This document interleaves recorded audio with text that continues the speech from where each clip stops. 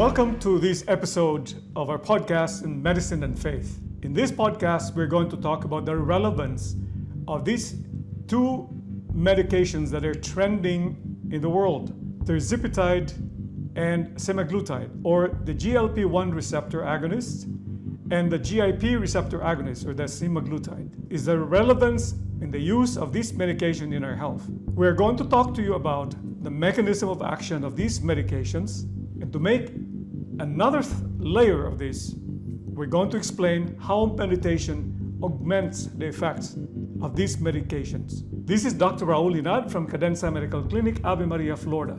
Please listen until the end of the episode so we can dive in everything that we need to know and how to make the most of this medication to have a long-lasting effect on our health.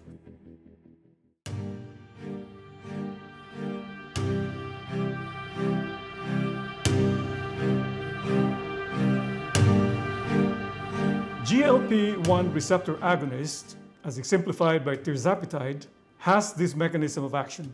It suppresses appetite. In what way? There's a central effect, meaning it affects the brain, especially the hypothalamus, and it reduces hunger and food intake. But beware, because by reducing hunger and reducing food intake, you also have the effect, it also has an effect on the thirst mechanism. You just don't want to take anything by mouth. So you can get dehydrated and it can affect the kidney and cause acute renal failure. That's number one. Number two, it delays gastric emptying. In effect, you're actually making yourself or inducing yourself so full all the time. You don't need food because you're not hungry. Their satiety is persistent. You don't really care for food. If you prolong this, if it gets worse, it can cause ileus in some patients. The third most important thing is that it improves insulin secretion. Yes, it improves insulin secretion from the pancreas. In effect, it enhances glucose-dependent insulin secretion, thereby regulating the blood sugar and reduces fat storage. That is the reason why this medication is helpful in removing or reducing the waistline or the visceral fat to effect a decrease in the factors of the dysregulation of the metabolic syndrome. I will explain to you later in terms of why this is beneficial along this line of metabolic syndrome. Another effect, another dual mechanism is a GIP receptor agonism, glucose-dependent insulinotropic polypeptide.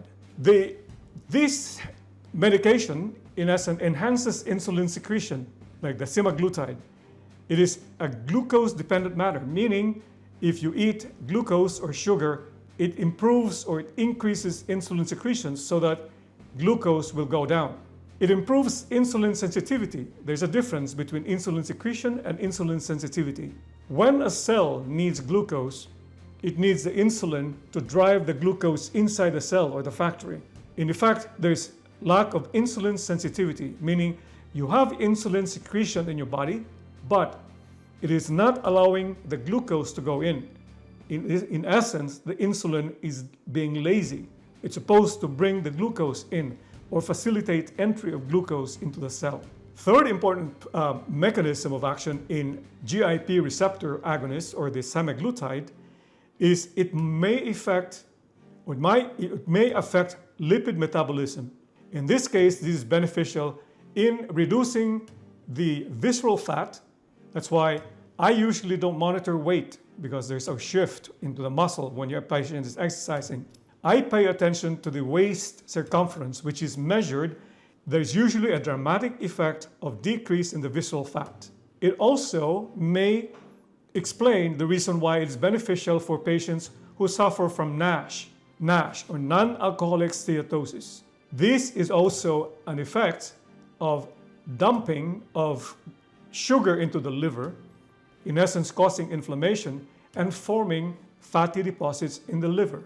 Medications like this has proven to decrease or improve NASH. So the combined effects of GLP-1 and GIP receptor agonist improves or in effect causes greater satiety, meaning you don't feel hungry, you don't care for food. So you better be careful in hydrating yourself, because you don't really care for anything by mouth. It reduces food intake. In essence, you're inducing fasting. And this gets to be fun, because fasting, if you can do it without medication, is the best way to lose weight and the visceral fat and have a transcendental meaning associated with it. This will be the most comprehensive approach to weight reduction and making yourself healthy with all the metabolic problems and other diseases associated with obesity. It affects also better glycemic control, which helps reduce insulin resistance, as I said, and associated weight gain.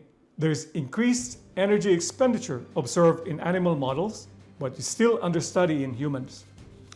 So in effect, Tirzepatide helps with weight loss by reducing appetite, slowing gastric emptying, improving insulin action, and modifying fat metabolism, thanks to its dual effect on GLP-1 and GIP receptors. So how does this translate to fasting?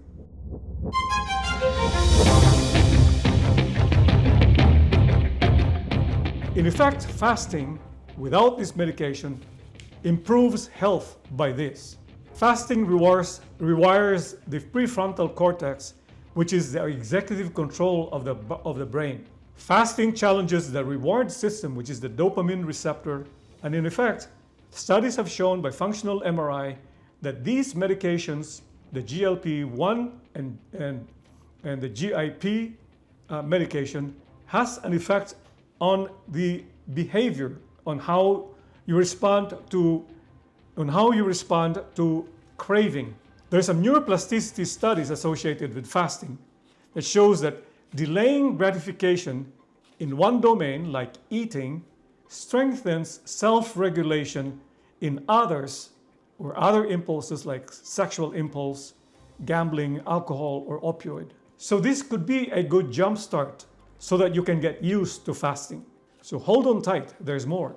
In this overstimulated dopamine system, where there's always this reward, craving for reward, likes in your post for Facebook or YouTube, or anything that's novelty, the seeking novelty pleasure, like cheating or gambling. This has the same mechanism or the same center in the brain that's activated. Now, fasting helps you with this. And this medication might help you tame and have a good attitude and a good plan for fasting. There are many ways of fasting. Interestingly enough, the Blessed Virgin Mary, in her apparition in Lipa, Batangas, in the Philippines, Sister Teresing, who I was there during her talk, surrounded by the nuns, shared to us the idea or the suggestion of the Virgin Mary on how to fast. She said, you don't have to starve. By delaying gratification, for example, specifically, she said, if you're thirsty, delay drinking water just by a few seconds or by a few minutes. In other words, you're conquering your desire. You're disciplining the baby in your brain. Very simple. We can do this. Or things like this. We can probably minimize, or we can probably put a time out for social media. Has an effect on the brain. It stimulates the dopamine, the reward system, and you crave for more.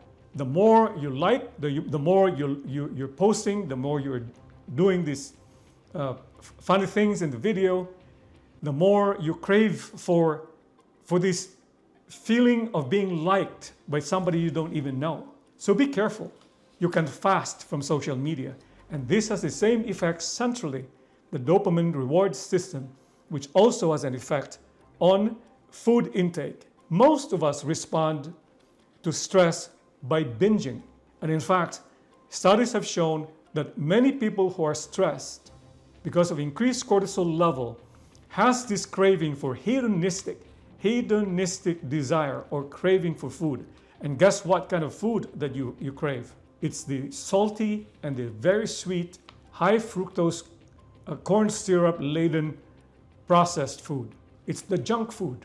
And there's no ending to this, because this just feeds to the reward system. You crave for more, and then you feel good at one moment, the following day you crash, and the more you get more needing for this kind of food, the junk food. Fasting is a mild stressor that affects hormesis. What is hormesis? It's a process where the body becomes resilient to stress. So in essence, you crave for food because of stress. If you fast, you don't need to respond right away to the craving of food, especially the junk food. It improves the HPA, or the hypothalamic pituitary adrenal axis. This is a very important axis in basic physiology of the body, because by activating this, you're stimulating the secretion of cortisol and adrenaline. Cortisol is a stress hormone. This, in effect, most importantly, in increasing blood sugar, which by other mechanism increases sympathetic nervous system and the autonomic nervous system. And this sympathetic nervous system is your enemy because it provokes inflammation, it increases blood pressure, increases blood sugar, it causes anxiety, depression, anger. They are all related. The enzyme glycogen phosphorylase, activated by glucagon, which is in the liver, it's just happening in the liver, provides glucose for 12 to 24 hours after the last meal. So you can sustain, don't be afraid of dying. As long as you hydrate, you're safe. The second process is gluconeogenesis. Neo means new, a new source of glucose other than carbohydrates.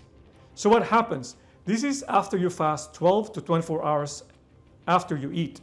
So what happens is there's a substrate called lactate through the Cori cycle, and alanine, which is from the Cahill cycle, and glycerol from fat. Yes, fat is metabolized well. And this happens in the liver and some kidney. When you fast more than 16 to 48 hours, the fuel source becomes fatty acid and ketones. And this is a time when your brain becomes so sharp. Why? The usual fuel for the brain is glucose, but the most efficient fuel for the brain are ketones. So when you fast, you actually become more sharp. You can concentrate better. So do not underestimate fasting. After 48 hours of fasting, there is predominance of ketones, and ketogenesis increases, and there's increase in autophagy. Now, this is a new term. Autophagy means that the cell is renewed. The bad organelles are eliminated, so the cell becomes refreshed and renewed. So you have a new cell that's more efficient and producing more energy. So that is the reason why when you fast, you actually don't feel so much weak, but actually you become more energetic as you go through the bump, especially the first 24 hours or 48 hours of fasting.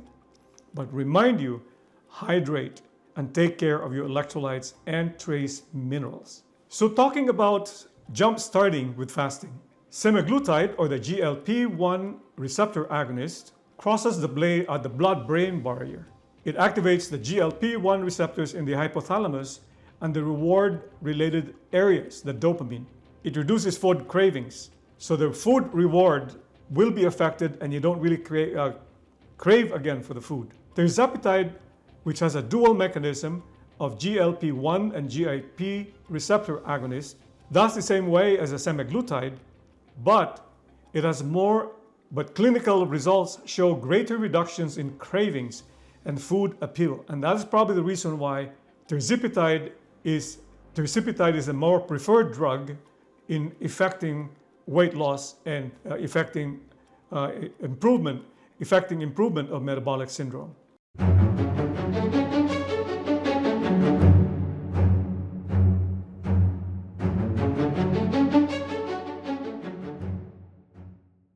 So let's talk about the side effects of semaglutide, or the GLP-1 and the GIP-1 receptors. Nausea. It is a very common side effect of any drug, really, especially those patients who are sensitive. So this can be fixed with antiemetics and hydrate to make sure you don't develop acute kidney failure. Most of the patients I've seen in the hospital, and as I recall so far, 2 of them, develop acute renal failure not because of the medication, but because they would admit that they have not been drinking enough fluids, either water or soup or anything. So hydrate. Be conscious about that. Vomiting, because of the delayed emptying and maybe because of the activation of the central emetic receptors, this can occur, especially with rapid dosing. So you need to be guided by somebody who knows and has the experience of doing this. I've had good experience in this medication. Nausea is very minimal. Nausea is common, but vomiting is not really that common. Constipation can also be a possibility, and of course the loss of appetite. But the weight loss usually comes first in the visceral fat, but you like that. Dyspepsia or indigestion or anything that you feel in the GI tract because of the mechanism that's affected in the GI tract can happen. Fatigue can develop if you don't take care of your electrolytes and also your hydration. Very common. The less common side effects are acute pancreatitis, and most of these medications anyway produce pancreatitis. But I have to see, knock on wood, to see acute pancreatitis in my patients that I've treated so far. Gallbladder issues, gallstones can develop, especially if there's a rapid weight reduction and slowed gallbladder emptying. Acute kidney injury, as I said, is related not because of the medication, but because it is related to the dehydration that you might experience because of lack of inadequate fluid intake. Allergic reactions, like any other drug, can also happen. The theoretical or long-term effects are for those who have history of thyroid carcinoma or the medullary thyroid carcinoma or the MEN2 medullary multiple endocrine neoplasia 2. This is supposed to be labeled as a contraindication because it might provoke this kind of cancer. So again, the most common side effects is very minimal. Nausea, not usually vomiting, constipation, delayed emptying of the intestine, serious but rare acute pancreatitis, gallbladder stones, acute kidney injury because of dehydration, tumor developing from those predisposed, but most of them have beneficial effect related to fasting. What is the relevance of this medication to fasting? This medication, in effect, induces fasting. But this would be a good jump start for you to fast, because eventually fasting regularly is important. The Catholic Church, the Catholic teachings, encourages us to fast at least twice a week, on Wednesdays and Fridays. Why? Because Wednesday, to honor the betrayal of Judas on Jesus. Second, Fridays. It is to honor the Passion of Christ. He died on Fridays. What is the most common recommendation for fasting? It is the well-known bread and water from the Virgin Mary. She'd been begging for this for centuries, to alleviate war, for the salvation of souls. From her apparition in Quito, Ecuador in 1600s, in Fatima in 1917, and parallel in 1973 in Akita, Japan, to alleviate war, she was asking simply fasting and praying of the Rosary. Why the Rosary? Because Rosary is a meditative prayer. You just don't ramble on the Rosary. Rosary is a meditation of this unconditional love, because the Rosary talks about the life of Jesus. From the joyful mystery, where in the fourth station, it already introduces us to his passion, which is the encounter of the Virgin Mary, the presentation of the child Jesus, encounter of Mary with Simon, who predicted the passion of Jesus, which Jesus already knew before he was born. And it moves on to the finding of Jesus in the temple, where it was a sorrowful moment for the couple, the Virgin Mary and Saint Joseph. And it goes on for his public life in the luminous mysteries, the baptism of Jesus, the wedding at Cana, the Sermon on the Mount, the Transfiguration, the institution of the Eucharist or the Supper. And then it goes on to the sorrowful mystery, the agony in the garden, the scourging at the pillar. He dramatized his love for us because he knows that men are prone to sin against the carnal sin, the impurity. Third, the crowning of thorns, the carrying of the cross and the fourth mystery, and his crucifixion. And then, rightfully, on the glorious mystery, he resurrected, he ascended to heaven, the Pentecost, which is the descent of the Holy Spirit as he promised, the assumption of Our Lady, who was worthy of the dwelling place in heaven, and she was crowned as Queen of the universe. So this is a life story that we meditate. My spiritual director, Father Leandro, would say, make Rosary as a meditative prayer. The Hail Mary is just a background, which is the inspiration of the Holy Spirit when the Virgin Mary was visited by the guardian angel. But our mind should be focused on the scene of the Rosary. This is meditative prayer on the life of Jesus, his unconditional love for us, because he knew that he is going to suffer. He knew his public life, but he specifically consented to his Father that he would love to come here to the earth for the salvation of mankind after the fall of humanity from the fall of Adam and Eve. Now, how is this related to fasting? A lot of times, most of us respond to the impulse of eating because of stress. We cannot really effect a continuous or persistent improvement of our health if we don't incorporate and manage our stress.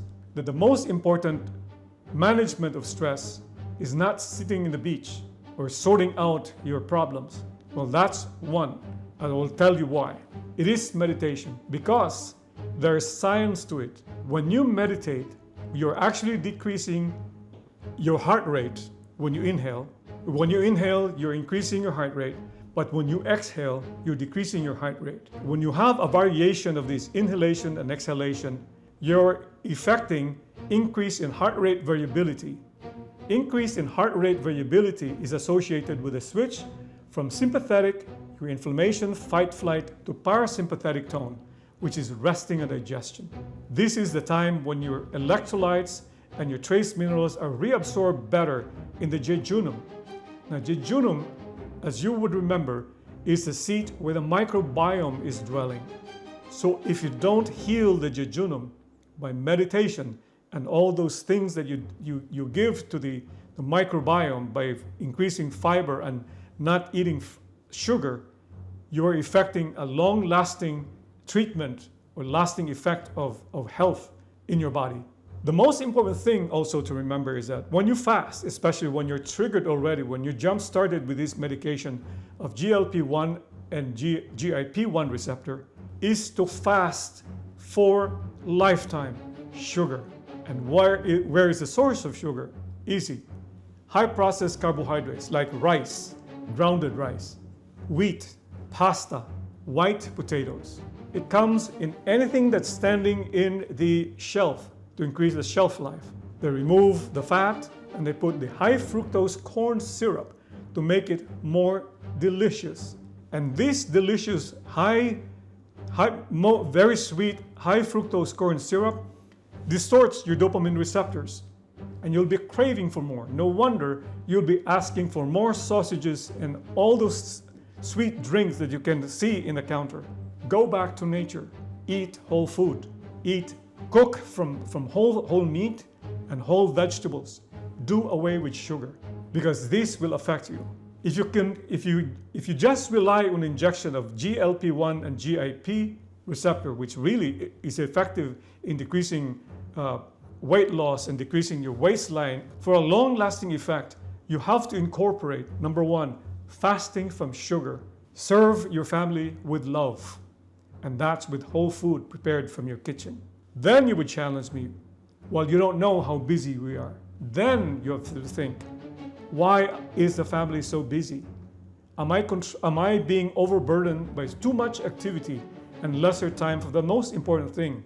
Number one, praying the Rosary together, or praying with the family together, and talking with the family.